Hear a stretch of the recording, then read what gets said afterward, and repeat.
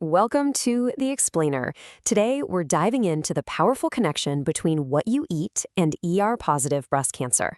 Our goal is to give you clear, practical insights so you can feel truly empowered to make the best choices for your health. After a diagnosis, this is probably one of the biggest, and let's be honest, most confusing questions out there. The nutrition advice can feel totally overwhelming. So let's try to cut through all that noise and bring some real clarity to what's on your plate. So first, let's get the foundation right. When we say estrogen receptor positive, or ER plus breast cancer, it just means the cancer cells are basically fueled by the hormone estrogen. Understanding this is absolutely crucial because it's the whole reason why your diet and lifestyle choices can play such a huge role in your overall wellness plan. But it's not just about the estrogen our bodies naturally make. We also need to be aware of what you might call hidden hormones. These are substances in our environment that can really disrupt our body's delicate balance. They're called endocrine disruptors, or EDs for short, and you can just think of them as imposters. They're chemicals found in so many everyday products, even on things like cash register receipts, that can mimic our natural hormones. It's like they're a wrong key in a lock, and they can interfere with our body's finely tuned systems. So how do these disruptors even get into our food? Well, the chemicals in plastic packaging aren't permanently locked in there. The bonds are actually pretty weak, which allows them to leach out, especially when they get exposed to heat. You know that plastic water bottle you left in a hot car? That's a perfect example of this whole process in action.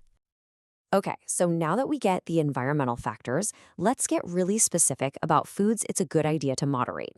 This section is all about you taking control of what you put on your plate. First one up is alcohol, and the evidence here is pretty consistent. For a long time, research has shown a clear link between drinking alcohol and an increased risk of breast cancer. Plus, for anyone going through treatment, it can even potentially reduce how effective important medications like tamoxifen are. It's also really wise to be mindful of high-fat dairy and red meat. These foods can contain naturally occurring hormones and sometimes pick up environmental contaminants.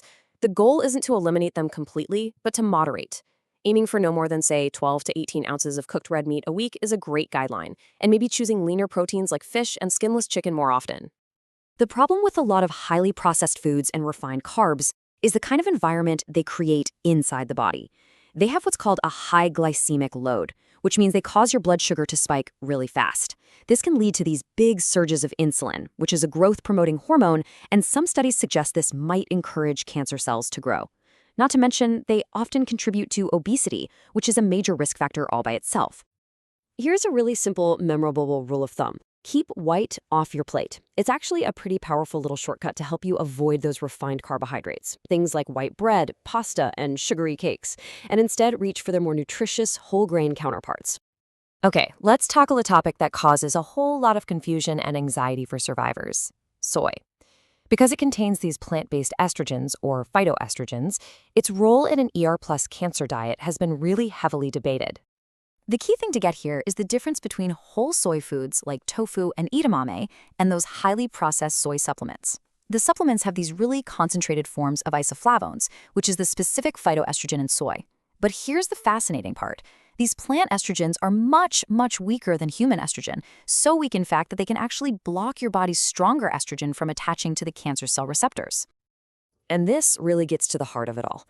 The consensus among most experts is that you don't need to fear whole soy foods. Eating them in moderation is generally considered safe and might even offer some health benefits. So go ahead and enjoy that serving of tofu or edamame. It's okay. All right, now that we've covered what to moderate, let's shift to the exciting part: all the powerful, delicious, and protective foods you can actively embrace and build your plate around. Here's a simple but really powerful visual goal for every single meal. Try to fill half of your plate with a rainbow of colorful, non-starchy vegetables. We're talking dark leafy greens, broccoli, bell peppers, tomatoes. Honestly, the more color, the better. Next up, fiber. Fiber is an absolute powerhouse. It helps manage your blood sugar, and some research even suggests it might help the body excrete excess estrogen.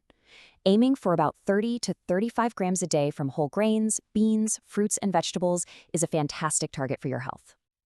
When it comes to fats, it is all about balance.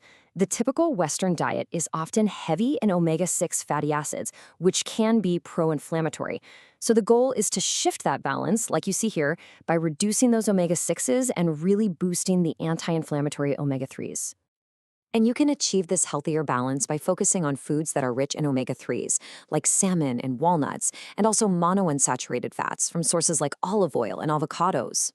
This just means you'll naturally start limiting the saturated and trans fats that are commonly found in processed foods and some animal products. Finally, let's just zoom out, because what's on your plate is a huge piece of the puzzle, but it's most powerful when it's part of a complete holistic plan for your wellness. Remember that your plate is just one piece of this whole puzzle. Regular physical activity, like brisk walking, is incredibly beneficial. So is maintaining bone health with enough calcium and vitamin D, staying well hydrated, and of course, taking time for your emotional well-being through things like mindfulness. The goal here isn't to overhaul your entire life overnight. It's about empowerment. It's about using this knowledge to find one small, sustainable change you can make today. Maybe it's just adding spinach to your lunch or swapping white rice for brown. As you work with your healthcare team, just remember that every small step is a powerful move forward.